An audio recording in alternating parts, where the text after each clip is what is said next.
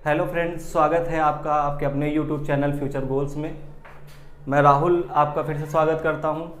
और अभी तक हमने पढ़ा था टेंस के बारे में। हमने सारे प्रेजेंट टेंस का जो भी पार्ट्स थे, present indefinite, present continuous, present perfect continuous tense को डिस्कस किया। अब हम बात करेंगे पास्ट टेंस की। पास्ट टेंस क्या होता है?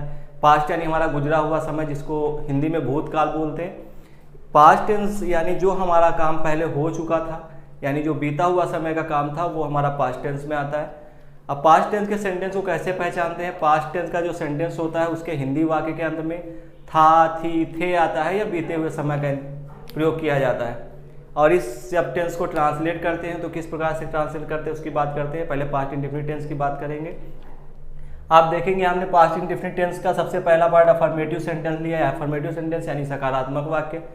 और इसका रूल होता है, सबसे पहले हम सब्जेक्ट का इस्तेमाल करते हैं और वर्ब की सेकंड फॉर्म का इस्तेमाल करते हैं और ऑब्जेक्ट का इस्तेमाल करते हैं। इतना सिंपल सा इसमें रूल होता है। हमने कोई एग्जांपल दिए, उसको डिस्कस कर लेते हैं। पहला एग्जांपल दिया है, वे कल कानपुर गए थे।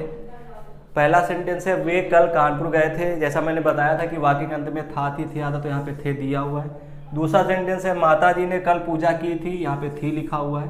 तो यानी कि ये हमारा समय जो है गुजरे हुए समय का काम है। तो पहला सेंटेंस जब ट्रांसलेट करेंगे तो लिखा हुआ है they went to Kanpur yesterday. They went to Kanpur yesterday, यहाँ पे जो वेंट है वो गो की सेकेंड फॉर्म है।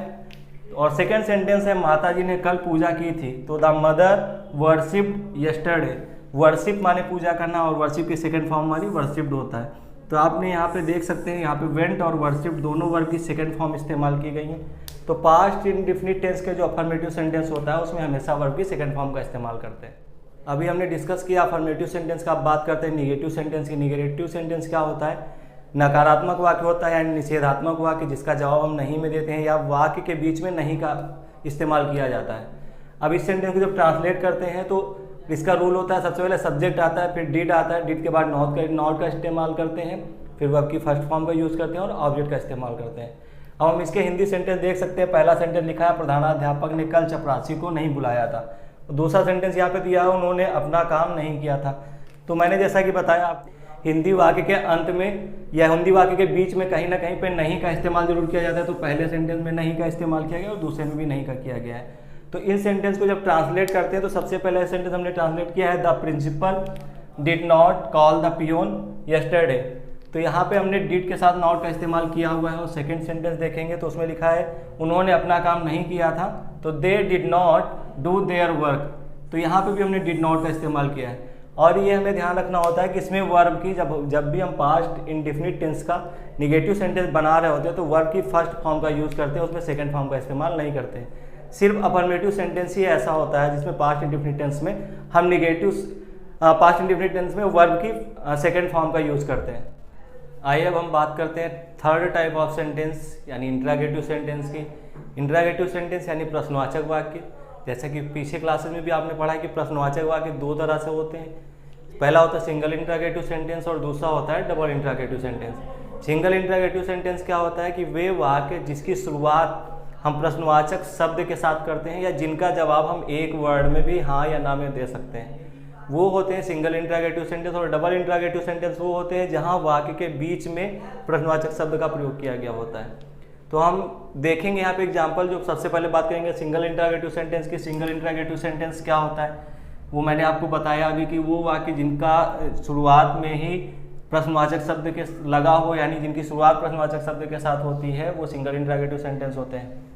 जब इसको हम सॉल्व करते हैं या ट्रांसलेट कर रहे होते हैं तो हम सबसे पहले हम जो हेल्पिंग वर्ब उस सेंटेंस में यूज कर रहे होते हैं, किसी भी टेंस में होता है, जैसे पास्ट इंडेफिनिट टेंस में हेल्पिंग वर्ब डिड का इस्तेमाल करते हैं, तो हम डिड के साथ शुरुआत करेंगे। सबसे पहले डिड का इस्तेमाल करेंगे, फिर सब्जेक्ट का इस्तेमाल करते हैं, फिर वर्ब की फर्स्ट फॉर्म का यूज करते हैं, ऑब्जेक्ट का और सबसे लास्ट में क्वेश्चन मार्क का। तो पहला सेंटेंस आप देख सकते हैं कि क्या उन्होंने उसे बुलाया था। तो यहाँ पे क्या वाक्य के शुरुआत में ही है। दूसरा सेंटेंस है क्या तुम्हारे पिताजी कल कार्यालय गए थे, तो यहाँ भी क्या वाक्य के शुरुआत में ही है। जब इसको हम ट्रांसलेट करेंगे तो स्टार्ट किससे करेंगे? डिड दे कॉल हिम, ये हो जाएगा आपका। सेकंड सेंटेंस है क्या तुम्हारे पिताजी कल कार्यालय गए थे, तो did your father go to the office yesterday. यहाँ पे हम वर्ब की फर्स्ट फॉर्म का यूज करते हैं, सेकंड फॉर्म का यूज नहीं करते हैं। अब हम बात करते हैं second type of interrogative sentence यानी double interrogative sentence. Double interrogative sentence वही होते हैं जिसके वाक्य के बीच में कहीं ना कहीं पे प्रश्नवाचक शब्द दिया होता है। अब यहाँ पे आप पहला सेंटेंस देख सकते हैं, उन्होंने उसे क्यों बुलाया था, और सेकंड सेंटेंस है वे कल तुम्हारे साथ कहाँ गए थे।